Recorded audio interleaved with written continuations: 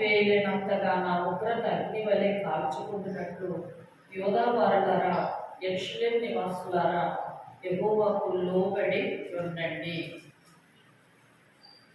ప్రియులారా, ఈ మాట ప్రకారంగా యోధా వారికి యెరూషలేము నివాసులకు యెహోవా ఇలాగ సెలవిచ్చుచున్నాడు: మొండ్ల పొదలలో విత్తనములు చల్లగా. ఈ మొండ్ల పొదలో విత్తనములు చల్లితే ఏమవుతుంది? మత్తయి సువార్తలో ఆల్రెడీ పరిశుద్ధాత్మ దేవుడు యేసుక్రీస్తు ప్రభువారు భూమి మీద ఉండగానే 4 విత్తనములు పోలి ప్రభు నేర్పించారు. ఈ 4 విత్తనములు కూడా, ఒకటి త్రోవ పక్కన పడిన విత్తనము, రెండవదిగా మొండ్ల పొదలో, మూడవ విత్తనము రాతి నేలలో, 4వ విత్తనము మంచి నేలలో పడిన విత్తనం. మొండ్ల పొదలో చల్లగా మీ విత్తనములు అంటున్నాడు. మొండ్ల పొదలో చల్లితే ఏమవుతుంది? మరి ఆ యొక్క మొండ్ల చెట్లన్నీ కూడా అడ్డొచ్చి ఆ యొక్క చెట్లు ఆ విత్తనం ఎదగకుండా చేస్తుంది. అలాగే మీరు మాట్లాడకండి. దేవునికి లోబడి ఉండండి నివాసులారా, యెహోవా ఇలా అంటున్నాడు: మొండ్ల పొదలో మీ విత్తనములు చల్లగా మీ బీడు భూములను దున్నుడి. అవిధేయులై ఉండుట మానుకొని, దేవునికి స్తోత్రం. అవిధేయత చూడండి, మొండ్ల తుప్పలాంటి శ్రమలు, కష్టాలు, బాధలు, ఇరుకులు మన జీవితాల్లో సంభవించినప్పుడు వెంటనే మరి చల్లారిపోతూ ఉంటారనమాట. మొండ్ల తుప్పలాంటి జీవితం, ఆ మొండ్ల పొదలో చల్లిన విత్తనాలు పోలిన జీవితాలు కూడా ఉండకూడదు. అందుకని మీ విత్తనములు మొండ్ల పొదలో చల్లక మీ బీడు భూములను దున్నుడి. అవిధేయులై ఉండుట మానుకొని, మీ దుష్టక్రియలను బట్టి ఎవడనూ ఆర్పిల్లైనంతగా నా ఉగ్రత అగ్ని వలె కాల్చుకుంటున్నట్లు యోధా వారులారా, యెరూషలేము నివాసులారా, యెహోవాకు లోబడి ఉండండి. దేవునికి లోబడి ఉండుట చాలా విలువైన విషయం. లోబడి ఉండాలని, తల్లిదండ్రులకు లోబడి ఉన్నప్పుడు తల్లిదండ్రులు సంతోషిస్తారు. అలాగే జీవము గల దేవునికి మనము నిత్యము కూడా లోబడి ఉండమని ప్రభులేఖనం సెలవిస్తూ ఉండాలి. లోబడాలి, దేవుని తట్టు తీర్చుడాలి.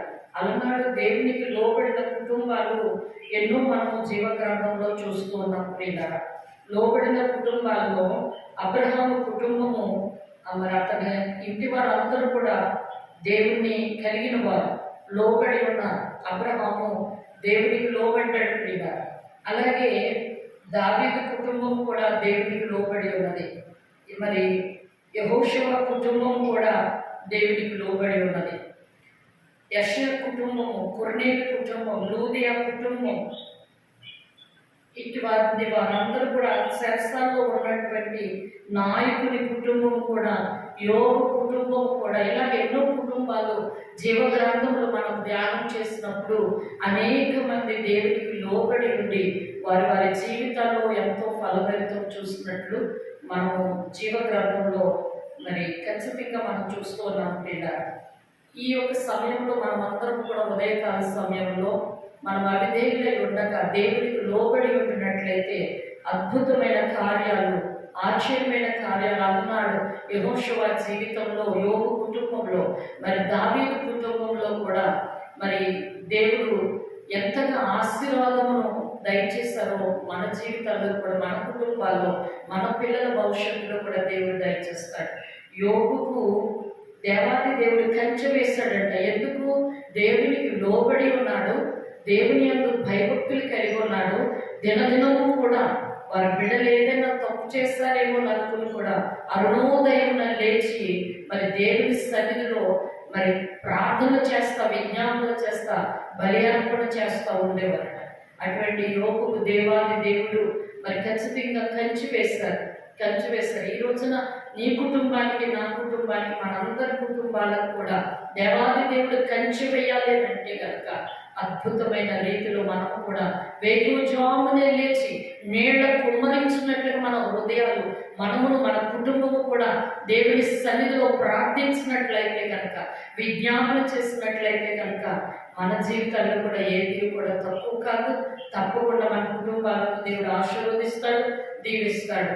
జీవగ్రంథమును నిత్యము కూడా ధ్యానించాలి. ప్రియులారా, జీవగ్రంథము వాక్యమునకు దూరముగా ఉండి మనం ఏమి కూడా చేయలేం. అందుకే నా యందు మీరును, మీ యందు నేను నిలిచి ఉంటేనే మీరు బహుగా ఫలిస్తారు, నాకు వేరుగా ఉండి మీరేమీ కూడా చేయలేదు.